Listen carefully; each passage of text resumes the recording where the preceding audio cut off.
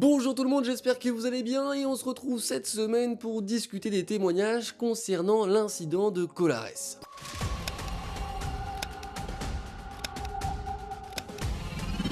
En 1977, des ovnis ont volontairement attaqué des humains lors de l'incident de Colares.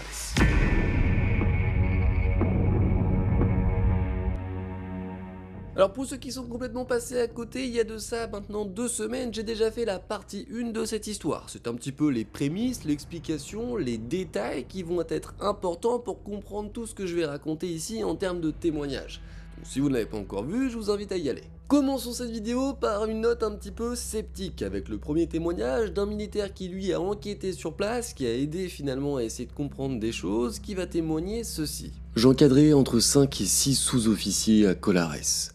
J'étais sous les ordres du commandant et devais lui rapporter tous les phénomènes aériens inexpliqués. Au début de l'enquête, j'ai bien observé des lumières souvent puissantes, toutes bleutées ou jaunâtres. J'ai aussi constaté des brûlures sur des victimes. Or, à mes yeux, tout cela révélait de l'anecdotique. Il me fallait un objet au contour net et défini, autre chose que des lumières. Il se souvient avoir compris certaines choses quelques mois après le début de son enquête. J'ai récolté entre 20 et 30 témoignages. Les gens ne pouvaient pas avoir inventé ces histoires à connotation technologique. La plupart des habitants de Colares ne savaient pas lire.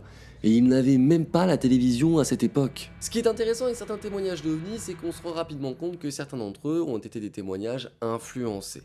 Et là, pour le coup, c'est impossible et je m'explique. Enfin, impossible, c'est pas vraiment impossible, mais c'est sûr que c'est limité. Dans le sens où, effectivement, quand on voit des journaux faire des premières pages avec des grandes photos d'OVNI ou essayer de mettre en avant des choses, des gros titres en disant les aliens sont là, par exemple, ou ce genre de titres, eh bien, effectivement, derrière, quand on va voir une lumière blanche dans le ciel et où on va pas savoir ce que c'est, on va tout de suite se dire pourquoi pas un ovni. Pourquoi? Eh bien parce que consciemment ou inconsciemment, on a été habitué à l'idée que ça puisse être ça. Mais si on n'a pas ces informations-là, si on nous explique pas qu'une lumière blanche dans le ciel qu'on ne connaît pas, ça peut être un vaisseau spatial alien, eh ben on n'y pense pas. Attention, je vous vois venir, je schématise énormément, mais c'est pour qu'on comprenne bien la globalité de l'idée. Donc à partir du moment où ils ne peuvent pas savoir ce qui a été vu ailleurs, étant donné qu'ils ne savent pas beaucoup lire et écrire, eh bien ça limite le fait qu'il y ait pu y avoir des influences. Donc c'est intéressant, c'est à noter. D'autant que ça sous-entend pour ce militaire que, à ses yeux, ce témoignage du coup récupère du crédit. Bon, en tout cas, on vient un petit peu de parler de la population de cette île, on va continuer là-dedans en essayant de voir un premier témoignage d'une personne habitant sur cette île. Je dormais, il devait être peut-être 1h du matin, je me suis réveillé et j'ai vu des rayons qui visaient ma jambe. J'ai senti 3 piqûres, je n'arrivais plus à bouger, je me sentais complètement paralysé. Après 15 minutes, j'ai pu appeler à l'aide et les lumières avaient disparu. Bon, pour le moment c'est intéressant, mais c'est rien de bien sensationnel, en tout cas par rapport à ce qui va arriver. Le capitaine Hollanda, qui lui est en charge de toute l'enquête militaire autour de ces ovnis sur l'île, va faire sa première rencontre avec la première victime, comme on pourrait l'appeler, ou la première témoin, peu importe, qu'il va interviewer pour avoir des informations. Et justement, il va nous raconter ce que cette femme-là lui aurait dit. La femme qui va interroger a une trace visible au niveau du sein gauche, une sorte de tache brune, qui peut notamment ressembler à une sorte de brûlure qui aurait déjà été un petit peu avancée. Et sur cette brûlure, il y aurait 2 petites traces de piqûres. Mais cette brûlure, elle n'est pas venue ici comme par magie. Un soir, quand elle couchait son enfant dans son hamac, elle ressentit une sorte de changement de température absolument brutal, qui l'a clairement marqué. C'était certes déroutant, mais ça ne va pas pour autant l'inquiéter. Elle va donc continuer sa petite vie et aller se coucher elle-même dans son hamac. Et à ce moment précis, quand elle va s'allonger, elle va remarquer que les tuiles du toit vont changer de couleur et vont passer sur une couleur rouge, d'après ses mots, couleur braise, jusqu'à devenir complètement transparente. Elle pourra même observer les étoiles à partir d'une sorte de petit trou transparent de tuiles qu'il peut y avoir au niveau du toit. Elle remarque peu à peu une sorte de lumière verte dans le ciel avant qu'un rayon rouge semble sortir de cette lumière verte pour venir la toucher au niveau de son sein gauche. Des observations et des témoignages, il y en aura eu beaucoup, et même la docteure de l'île, qui elle a joué un rôle clé dans toute cette histoire par le soutien et l'accompagnement des personnes ayant vécu des choses, et aussi dans les soins qu'elle doit leur procurer, va elle-même être témoin de certaines observations. Mais le prochain témoignage, lui, nous révèle plutôt une rencontre du 3e type, et pour une fois qu'on a une rencontre comme celle-ci, on a un témoignage assez important, eh bien on va en parler et on ne peut pas passer à côté, c'est impossible, il faut qu'on étudie ça. Il s'agit donc d'un jeune couple, Sylvia et Benedito. Sylvia, à ce moment précis, elle est enceinte de 5 mois, et ils passent une soirée tout à fait tranquille chez eux dans leur petite maison. À un moment, ils vont quand même être interloqués par une forme ovale à l'horizon qui semblerait émettre une sorte de lumière verdâtre.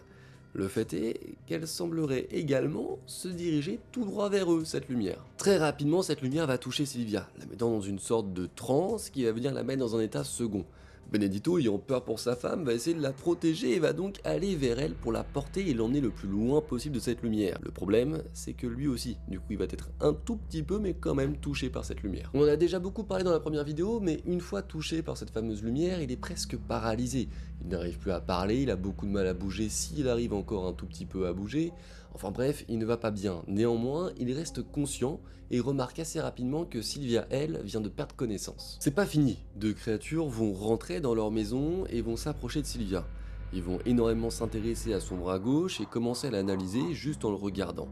Le fait est que Benedito lui remarque une chose, ses veines commencent à grossir de plus en plus. Il dit que c'est comme si elles sortaient de son corps. Il est très inquiet et du coup il va récupérer la parole et se mettre à hurler pour demander de l'aide et va surtout pouvoir emmener sa femme ailleurs de manière à la protéger. L'idée pour lui c'est d'essayer de cacher sa femme à ces fameux petits êtres mais également de cette fameuse lumière verte.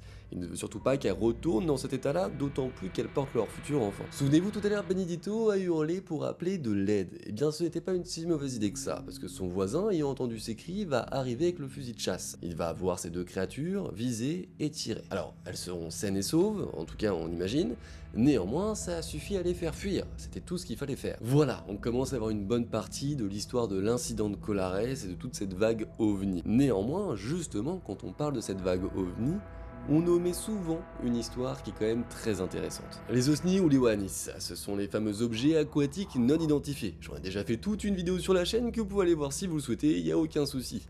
Néanmoins, quand on voit la population, bon, qui est certes faible de l'île, mais il y a quand même une grande partie de cette faible population qui vit de la pêche, et par conséquent, beaucoup de témoins de ce genre de cas. Et ces témoins nous expliquent voir des objets sortir et rentrer de l'eau, sans même faire un bruit, sans même faire une vague ou même une éclaboussure. Aujourd'hui, bien entendu, ça paraît impossible avec nos connaissances, alors imaginez un petit peu à l'époque les sensations qu'ils pouvaient ressentir en voyant ce genre de choses. Ils semblent être face à des sortes de lames pouvant transpercer l'eau. Alors, est-ce que c'était ces fameux ovnis qui, juste avant, venaient sur l'île de Colares, potentiellement tirer avec leur fameuse lumière sur des êtres humains, les étudier ou autres? Ou alors, est-ce que finalement ce sont vraiment d'autres objets? Est-ce que c'est les ovnis qui allaient sur l'île qui vont simplement dans une sorte de base souterraine? Ou est-ce que non, il y a bien d'autres objets qui eux s'occupent de ce qu'il y a sous l'eau et qui repartent dans les airs après? Bien ça, c'est une question à laquelle on n'aura peut-être jamais la réponse. Mais il y a quand même une chose qui est très importante à noter, c'est que par contre, en mer, il n'y a jamais eu d'accident avec des ovnis qui envoyaient des lumières sur les humains, sur les bateaux, etc. Donc déjà, c'est important. Ce genre d'accident n'arrive que visiblement en ville ou alors sur Terre, mais absolument pas en mer, et donc peut-être pas les mêmes. Voilà pour ce qui est de cet événement absolument majeur dans le monde de l'ufologie et qui a une grande importance dans le monde alien. Est-ce que ce serait une hallucination collective? Eh bien, d'après le docteur de l'île, non, ça ne pourrait pas être ça. Mais alors, qu'est-ce que ça peut être? S'il y a bien une chose de véritablement sûre à Colares, c'est qu'il s'est passé des choses tout à fait troublantes, quelle que soit leur origine ou même leur but. Je vous invite à continuer vos recherches autour du sujet parce qu'il y a beaucoup d'informations à aller trouver à droite à gauche ou un petit peu fouiner, mais on peut en trouver pour pouvoir vous faire réellement votre avis sur le sujet. Parce qu'il y a beaucoup de choses à voir et sans avoir vu toutes ces choses, c'est très compliqué. Et honnêtement, il faudrait plus de 2 vidéos pour traiter le sujet en entier. Il faudrait surtout réussir à recontacter ces fameuses personnes ou leurs descendants. Mais ça, c'est beaucoup plus compliqué. En tout cas, n'oubliez pas que vous pouvez penser absolument ce que vous voulez, vous en êtes libre, il n'y a aucun problème avec ça, mais par contre, vous ne pouvez rien affirmer sans preuve, donc faites très attention s'il vous plaît, notamment sur vos avis. Et oui, parce que comme d'habitude, je vais vous demander votre avis par rapport à cette histoire, pour qu'on arrive à peu près tous à se dire, bon bah, comment ça peut être, est-ce que c'est possible ou pas, ou machin. Voilà, j'ai envie de savoir un petit peu ce que vous pouvez en penser, ça m'intéresse, je vais lire tout ça, je vais répondre à tout ça, et puis bah, surtout, d'ici là, portez-vous bien, et puis à la semaine prochaine pour une nouvelle vidéo. Ciao tout le monde, bye.